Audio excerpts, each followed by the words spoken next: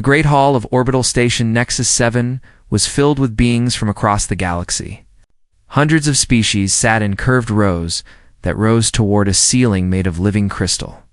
The crystal changed colors based on the mood of the room, and right now it glowed a deep, worried orange. Kong Taho stood at the back of the human section with his team. They were a small group compared to the massive delegations from older species. Beside him stood Yunhana, her arms crossed and her eyes sharp as she watched the stage. Park Jinwoo leaned against a pillar, trying to look relaxed but failing.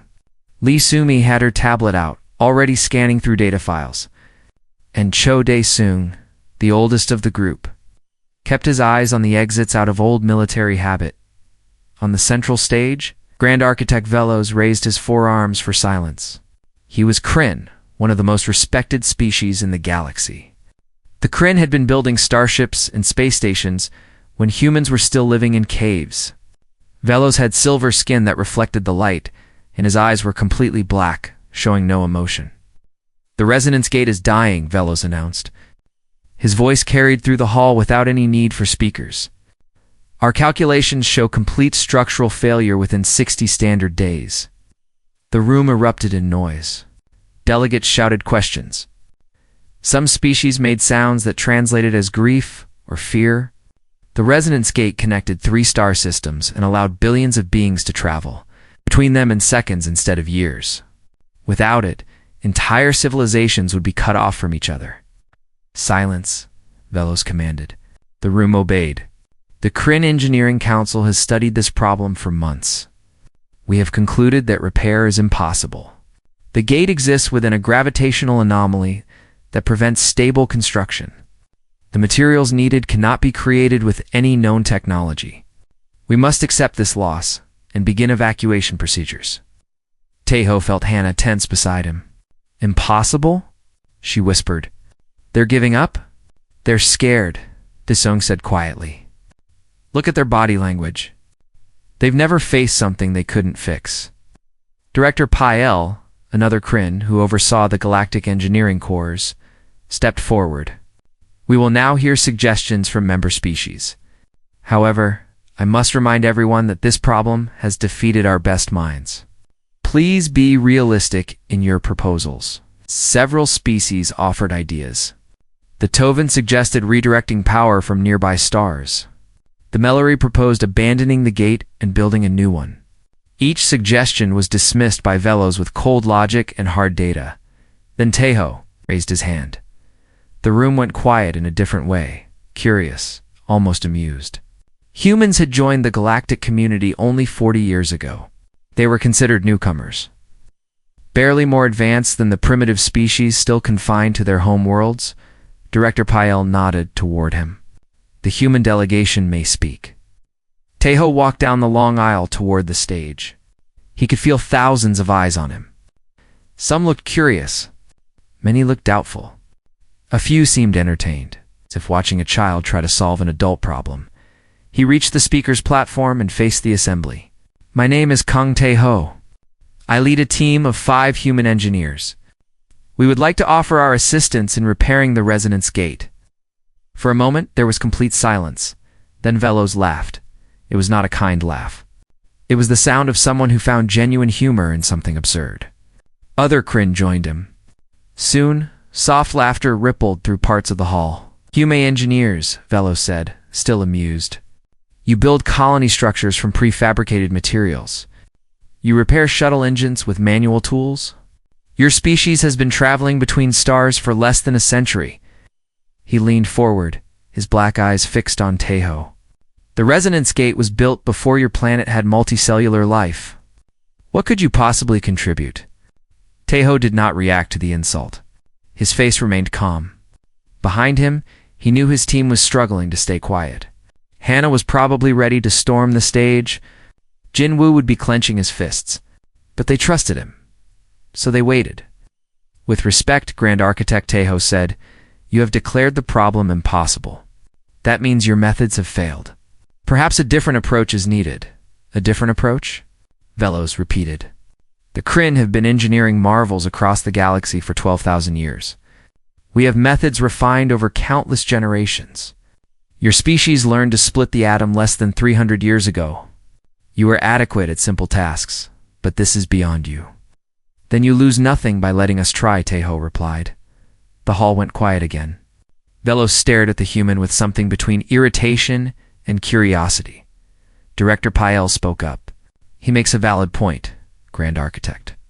If the situation is truly hopeless, allowing the humans access to the data causes no harm. Velos waved one of his hands dismissively. Very well. Give them the files. Let them see for themselves how far beyond their abilities this problem is. Perhaps it will teach them humility. Tejo bowed slightly. Thank you, Grand Architect. We will begin immediately. As he walked back toward his team, he passed Observer Merrick's, a Tovan female with blue-gray skin and large, thoughtful eyes. Unlike the others, she was not laughing. She was watching Tejo with careful attention, as if trying to understand something that did not quite fit her expectations. You did not argue with him, she said quietly as he passed. Tejo paused. There was no point. Words will not change his mind. Then what will? Results, Tejo said simply, and continued walking. He rejoined his team at the back of the hall. They gathered around him, speaking in low voices. I wanted to punch that silver-skinned fool, Hannah growled. Adequate at simple tasks? I have more engineering degrees than he has arms. He's not entirely wrong, Sumi said, not looking up from her tablet. We are newer. Our technology is less advanced. Technology isn't everything, Jinwoo said. Remember the orbital platform collapse last year? The Mallory couldn't fix it because their repair drones couldn't handle the debris field. We went in with cutting torches and cable winches and fixed it in 3 days. It's different, Sumi argued. This is the resonance gate, ancient technology. Gravitational anomalies. Materials we can't even synthesize. So we figure it out, Daesung said firmly. That's what we do. That's what humans have always done. Tejo gathered his team closer. They gave us the data because they think we'll fail. They expect us to look at the numbers, realize we're outmatched, and quietly give up. That's what they would do in our position. But we're not them, Hannah said. No, we're not. Tejo looked at each of his team members. We come from a planet that tried to kill us every step of the way. Ice ages, plagues, natural disasters. We built civilizations anyway. We reached the stars anyway, because we don't know when to quit. Jinwoo grinned. So what's the plan? Tejo allowed himself a small smile. Tonight, we read everything they've given us. Tomorrow, we find what they missed. If they didn't miss anything, Sumi asked. They did, Tejo said with quiet confidence. They always do. They're so advanced that they've forgotten how to struggle. How to improvise. How to solve problems when the textbook says it can't be done.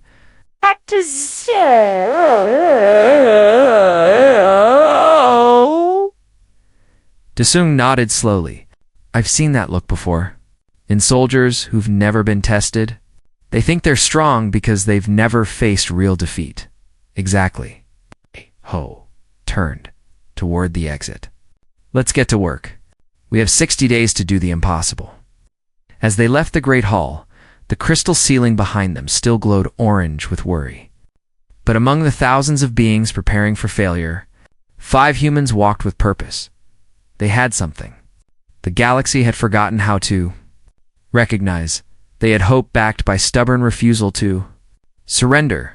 The human research vessel Jiansa was small compared to the massive Kryn science ships nearby. It looked almost like a toy floating in the shadow of giants. But inside its cramped research bay, 5 engineers had been working without sleep for 3 days straight.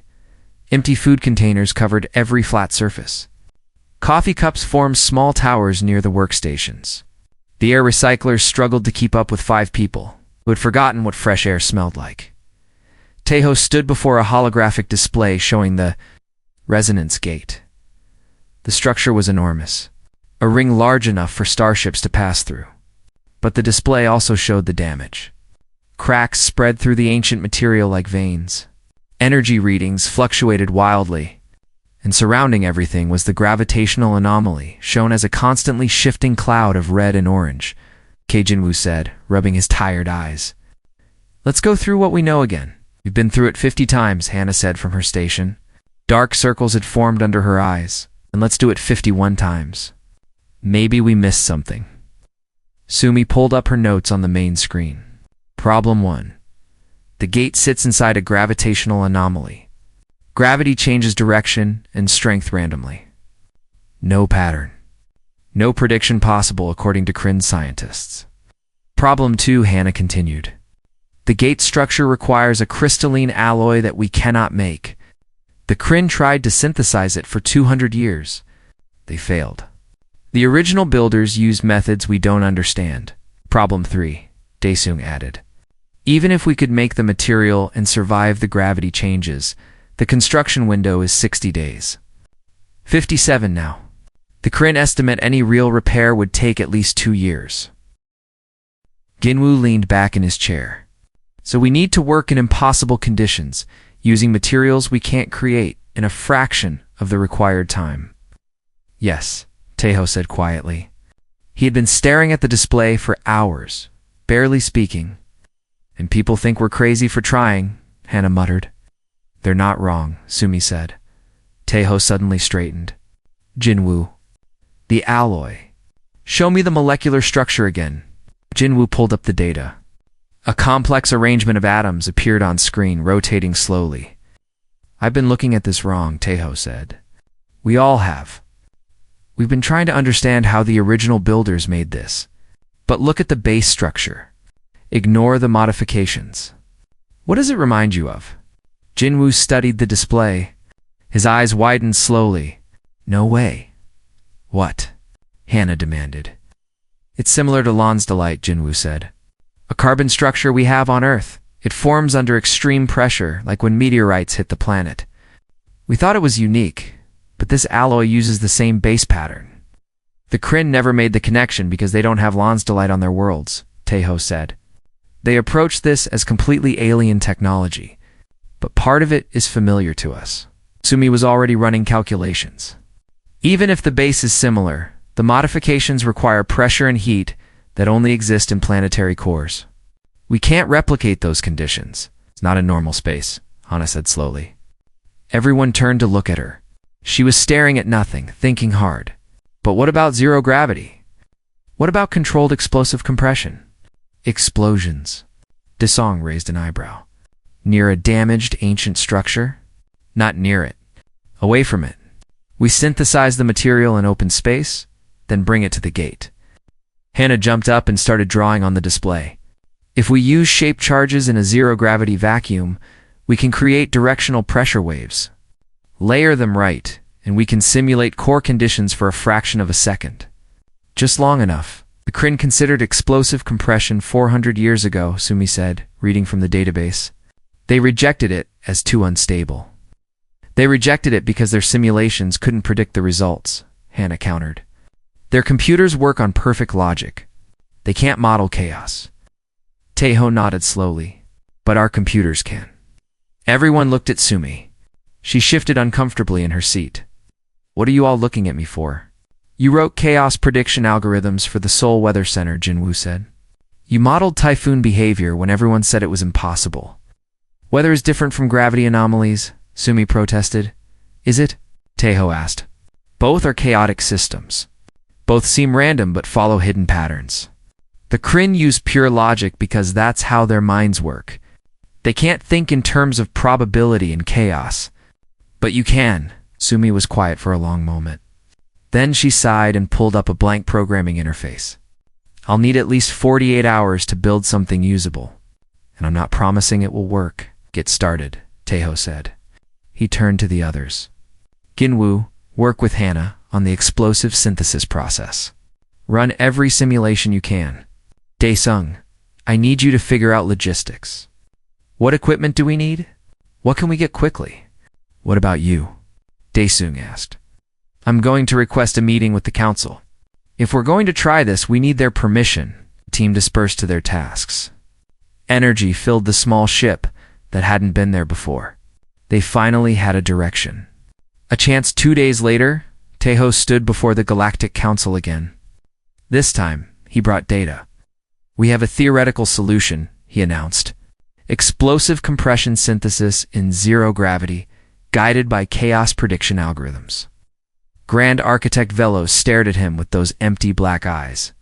You propose to detonate explosives near a collapsing ancient structure. Not near it.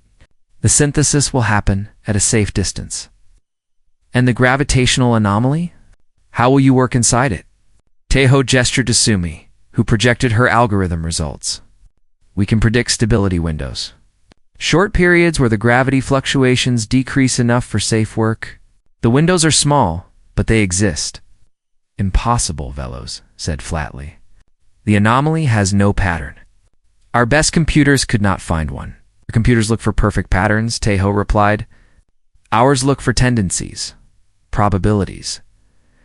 We don't need to know exactly what the anomaly will do. We only need to know what it probably won't do. Velos turned to the Kryn scientists behind him.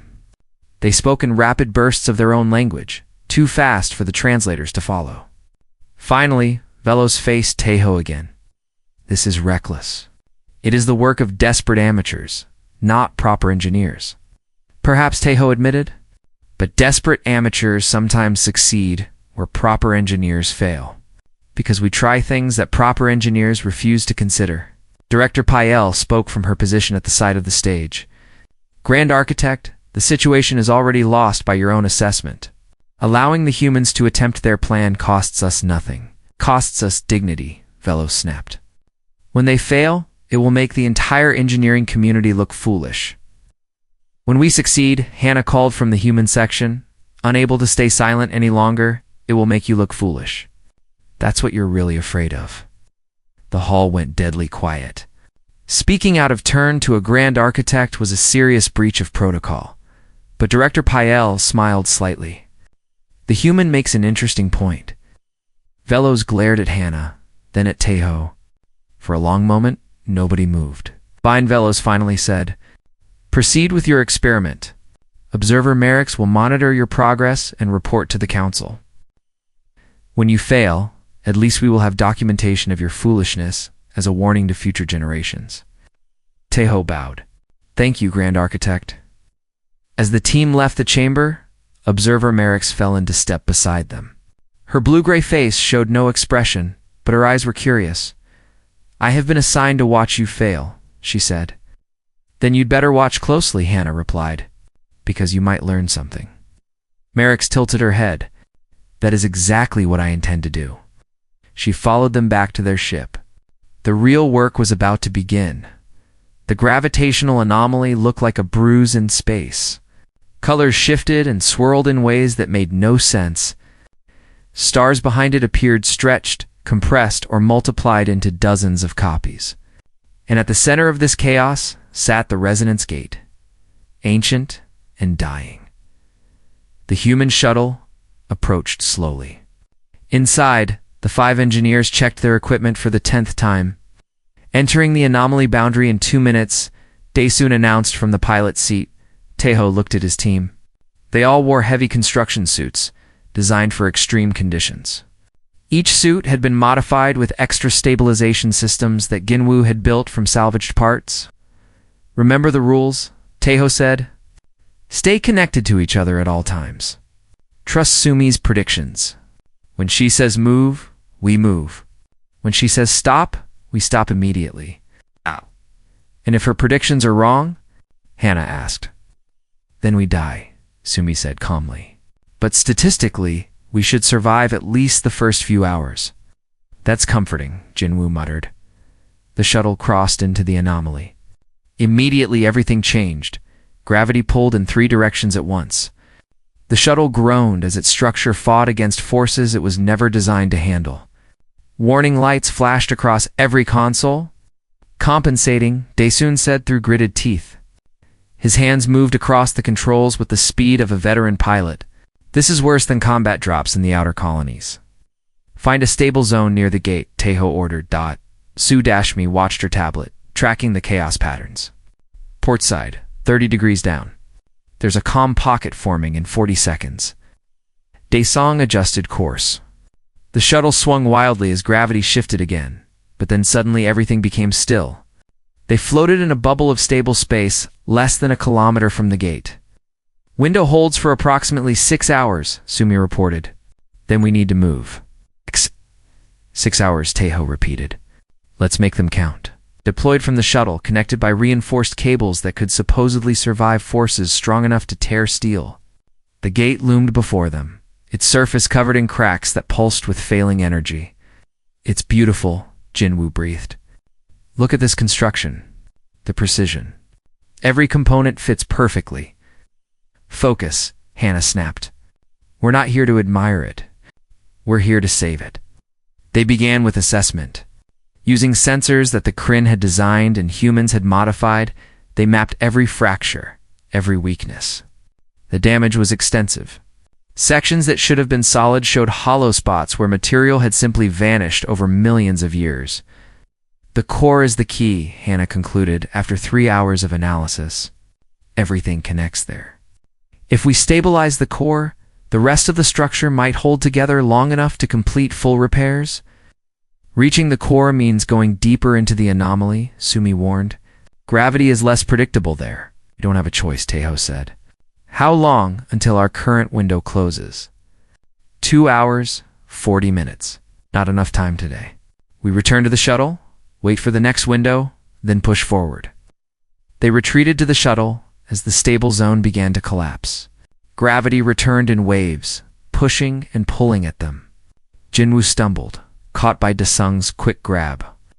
Thanks, Jinwoo gasped. Stay focused. We're not done yet.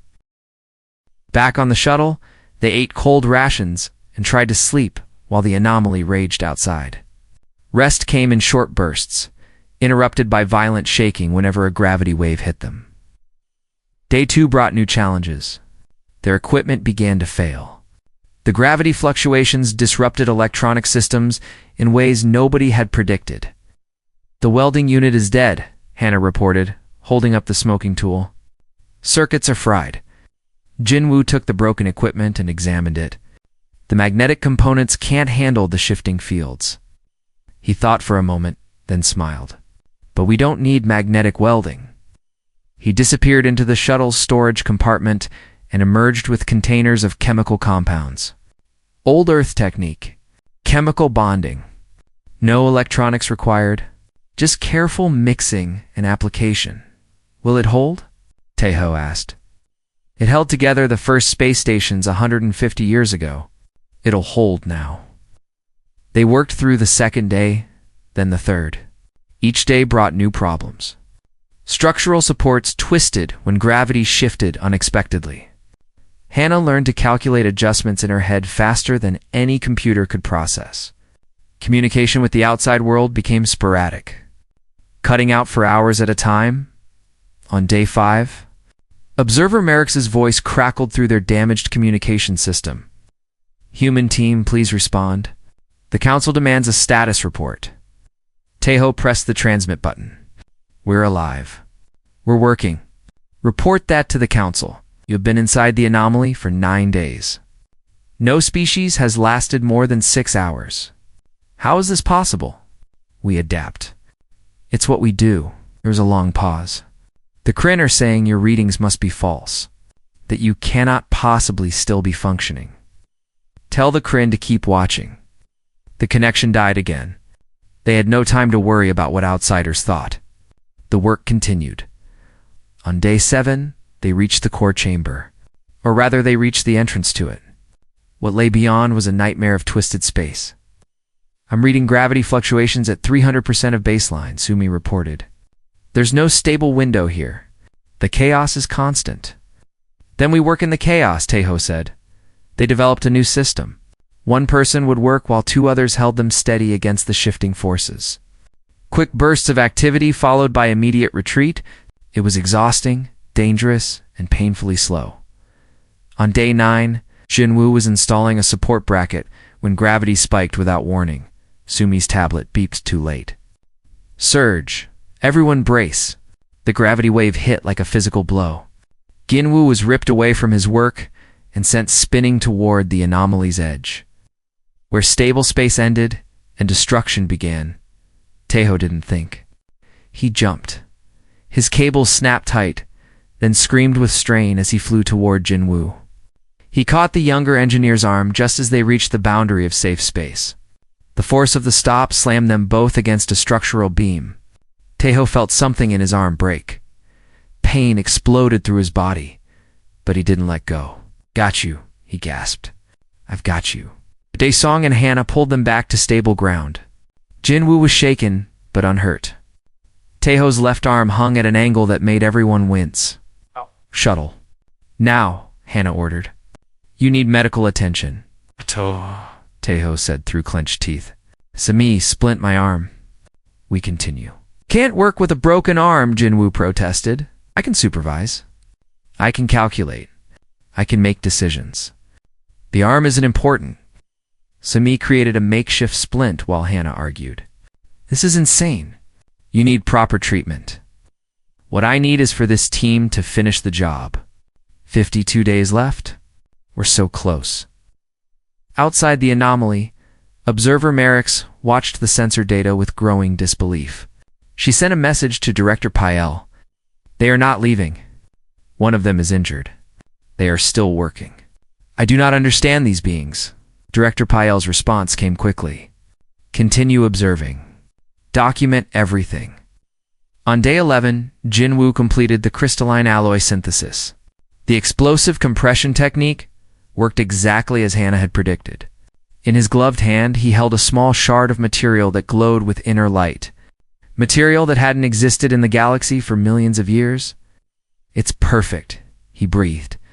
"The molecular structure matches the original exactly." Taeho looked at the shard with his good eye, the other swollen from an earlier impact. "Now comes the hard part?" "That wasn't the hard part?" Daesung asked. "That was just preparation." Taeho turned toward the core chamber where gravity twisted and space itself seemed to scream. "Now, we actually have to install it." The team gathered around their injured leader. They were exhausted, battered, and far from help. But none of them suggested turning back. They had come too far for that. The core chamber was visible through a gap in the structure. Even from a distance, it hurt to look at. Light bent around it in impossible ways. Objects near its entrance seemed to exist in multiple places at once. And somewhere inside, the heart of the resonance gate was dying. Taeho's team had been inside the anomaly for 13 days. They had pushed beyond every limit that any species had thought possible. But now they faced their greatest challenge. "I've been running calculations all night," Sumi said. Her voice was hoarse from exhaustion. "There's only one viable approach. The core chamber has brief moments of reduced chaos. Not stable, but less unstable." "How brief?" Hannah asked. 12 minutes. Maybe 13 if we're lucky." Daesung shook his head. "That's not enough time. Installing the alloy, calibrating the energy flow, activating the restoration sequence. Each step takes at least 10 minutes on its own." "Then we don't do them one at a time," Jinwoo said slowly. "We create a relay system. Each of us handles one part of the process. We pass the work hand to hand. Through active gravity distortion?" Hannah stared at him.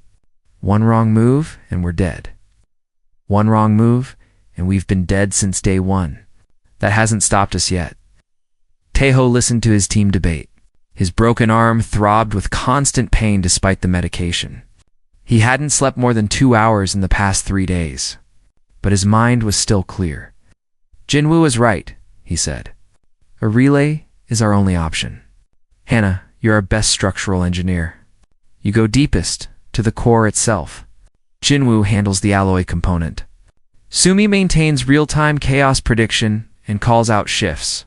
Daesung anchors the safety line at the entrance." "What about you?" Daesung asked. "Coordinate from the middle. Keep everyone connected. Make calls when things go wrong," when Hannah repeated. "Not if. It's us. Things will go wrong." Despite everything, Jinwoo laughed. At least he's honest. Communication signal broke through the static. Grand Architect Velos appeared on their damaged screen, his silver face tight with what might have been concern or anger. "Human team. You have proven more persistent than anticipated. However, the Council has reviewed your plan. Entering the core chamber is too dangerous. You are ordered to withdraw immediately. Taeho stood slowly, favoring his injured side. With respect, Grand Architect, the Council does not command us. We volunteered for this mission. You will die. Maybe, but if we withdraw, everyone connected to this gate loses their future anyway. 3 star systems. Billions of lives. Our 5 lives against theirs seems like a fair trade. Velos was silent for a long moment. You truly believe you can succeed? I believe we have to try. Belief in success is a luxury we can't afford right now. The Grand Architect's expression shifted in ways that were hard to read. Foolish. Utterly foolish. He paused. Acknowledge your determination. Proceed, if you must. May whatever powers you believe in protect you. The connection ended. Hannah raised an eyebrow. Was that almost respect? Don't get used to it, Daesung muttered. He'll go back to dismissing us the moment this is over, and let's give him something he can't dismiss. They suited up with extra care, checking every seal, every connection. The safety line was their only lifeline. If it failed, there would be no rescue. The anomaly would swallow them whole. Sumi synchronized her prediction algorithm with their suit systems. Warnings would flash directly on their helmet displays. Split-second alerts that could mean the difference between life and death. Everyone ready? Taeho asked. For confirmations came back. No hesitation. No fear in their voices, even though all of them felt it. Then let's make history. They entered the core chamber one at a time. Daesung anchored at the entrance, driving reinforced spikes into the ancient structure. The safety line fed out behind him, connecting each team member in sequence. The chaos inside was overwhelming. Gravity shifted every few seconds. Taeho felt himself pulled left, then right, then up, then down. His magnetic boots barely kept him attached to the walkway. Window opening in 30 seconds, Sumi called. Reduced chaos confirmed. 12 minutes, 15 seconds. Go, Taeho ordered. Hannah moved first, pushing deeper into the chamber. The core was visible now, a sphere of pulsing energy wrapped in cracked crystalline housing. She found her position and braced herself. In position. Ready to receive? Ginwoo moved next, carrying the precious alloy component in a protective case. He stopped at the midway point, where gravity was slightly less chaotic. Ready to pass. Taeho took his position between them, his broken arm strapped tight against his body. Link confirmed. Sumi, start the countdown. 12 minutes, 8 seconds. Beginning now. Ginwoo opened the case and removed the crystalline alloy. It glowed with soft light, beautiful and fragile. He passed it to Taeho, who caught it with his good hand and immediately transferred it toward Hannah. She grabbed it and turned to the core. Installing now. Her hands moved with practiced precision. The alloy had to seat perfectly into a gap in the core housing. 1 millimeter of error and the entire structure could fail catastrophically. 6 minutes, Sumi announced. Hannah finished the installation. Components seated. Starting calibration. The calibration process required adjusting energy flow patterns that hadn't been touched in millions of years. Hannah worked from instinct as much as knowledge, feeling the vibrations through her gloves. For minutes. Almost there, Hannah said. Energy patterns are aligning. Just need to... Surge incoming. Sumi's voice cut through. Massive spike. Arrival in 5 seconds. There was no time to retreat. No time to brace. The gravity wave hit them like a hammer from an angry god. The safety line snapped. Taeho saw Hannah flying backward, torn from her position by forces beyond measurement. She was heading toward the edge of the chamber, where the anomaly's full chaos waited to destroy her. He didn't think. Thinking would have made him hesitate, would have made him calculate the odds, would have made him realize he was about to die. He launched himself after her. His broken arm screamed in protest. As he pushed off with every bit of strength he had, the world became a blur of twisted space and impossible physics. He reached out with his good arm, stretching, reaching, praying. His fingers closed around her wrist. The momentum carried them both toward destruction. But the remnant of the safety line, still attached to Teiho's suit, went taut. The sudden stop was brutal. They slammed into a support beam with bone-jarring force. Teiho felt ribs crack, felt his vision go dark at the edges, felt the cold certainty that this was the end, but his grip never loosened. "Got you," he gasped. "Hold on." Daesung was already pulling the line, dragging them back toward stable ground. Ginwoo abandoned his position to help, adding his strength to the effort. 2 minutes, Sumi reported, her voice shaking for the first time. "The calibration. It's still incomplete." Hannah struggled in Teiho's grip. "Let me go back. I can finish." "You'll never make it in time. I have to try." She looked at him with desperate determination. "We didn't come this far to fail. Let me go." Against every instinct screaming at him, Teiho released her wrist. Hannah pushed off immediately, flying back toward the core with reckless speed. 90 seconds, Sumi counted. Hannah reached the core. Her hands found the calibration controls. She worked faster than she ever had in her life, making adjustments by feel when her eyes couldn't track fast enough. 60 seconds. The energy patterns shifted, aligned, harmonized. 30 seconds. Hannah entered the activation sequence. Ancient systems responded to commands they hadn't received since before humans existed. 15 seconds. The core pulsed, brightened. The cracks in the housing began to glow, not with failure, but with repair. Energy flowed through channels that had been dead for millions of years. 5 seconds. Hannah hit the final activation. The resonance gate came alive. A wave of stable energy rippled outward from the core, pushing back the chaos. The gravitational anomaly didn't disappear, but it calmed, settled, became something manageable. Hannah floated in suddenly stable space, her chest heaving. Around her, the ancient structure hummed with renewed purpose. "It worked," she breathed. "It actually worked." Sumi's voice came through the cum, no longer shaking. Structural integrity rising. Energy flow normal. The gate is regenerating. Ginwoo let out a laugh that was half sob. "We did it. We actually did it." The song pulled Teiho closer to the exit. The team leader was barely conscious, his body pushed far beyond its limits. But he smiled. "Told you," he whispered. Different approach. Outside the anomaly, observer Merrick's watched her screens with tears she didn't understand running down her blue-gray face. She opened a channel to Director Pael with trembling hands. "They succeeded," she reported. "The humans succeeded. The resonance gate is saved." It was a long silence before Pael responded. "Send full documentation to the council, immediately." "Director, what I witnessed, it should not have been possible." I know," Pael said quietly. "I know." In the core chamber, the 5 humans gathered together, supporting each other. They were broken, exhausted, barely alive, but they had won. 1 week after the resonance gate came back to life. The Great Hall of Orbital Station Nexus 7 was filled again. But this time, the crystal ceiling glowed a deep, satisfied blue. The mood had changed completely. Kong Taeho walked slowly down the main aisle, his left arm in a proper medical cast, his ribs wrapped tightly under his formal uniform. Beside him, Hannah Ginwoo, Sumi, and Daesoon walked with heads held high. They had spent 5 days in the medical bay recovering from their injuries. They still weren't fully healed, but they refused to miss this moment. The assembly watched them pass. Representatives from hundreds of species turned to look. Some nodded with respect.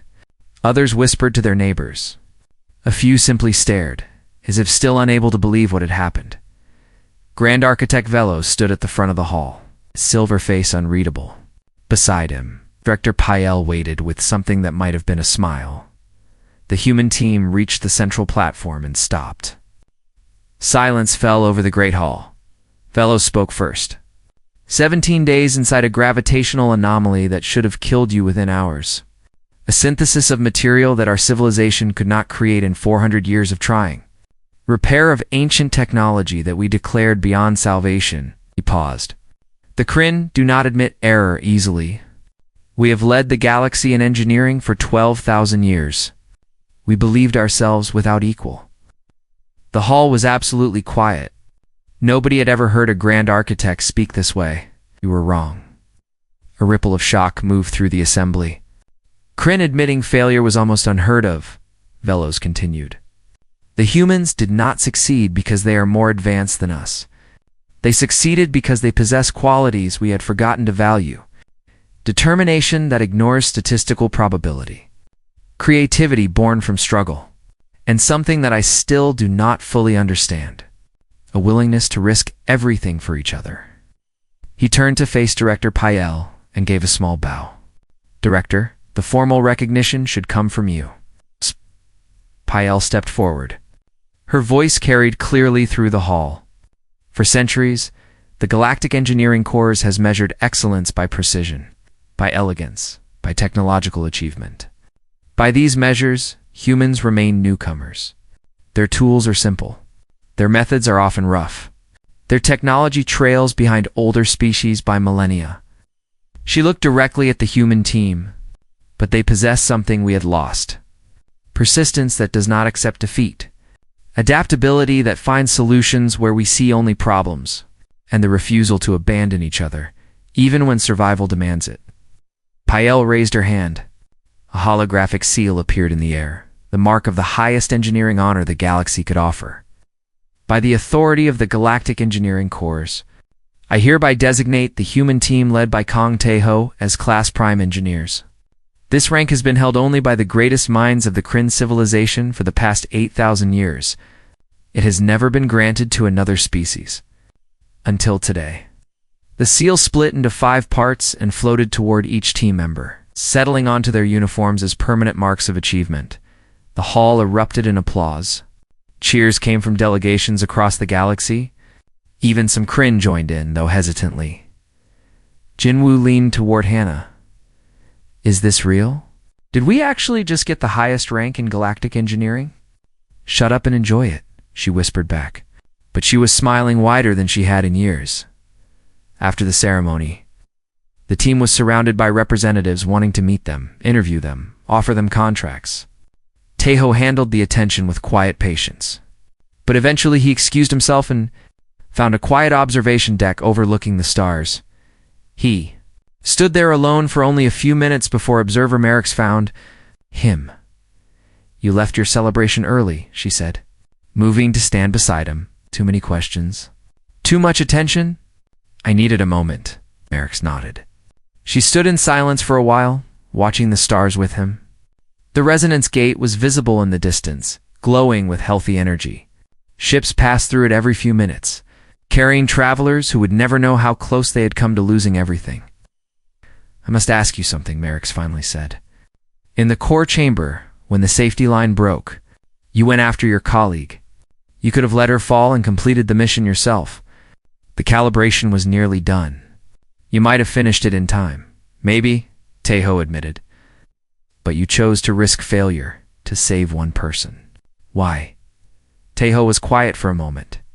He watched a ship disappear through the gate, traveling instantly across distances that would take years by normal means. Because we don't measure success by whether we finish the job, he said finally. We measure it by who's standing beside us when it's done.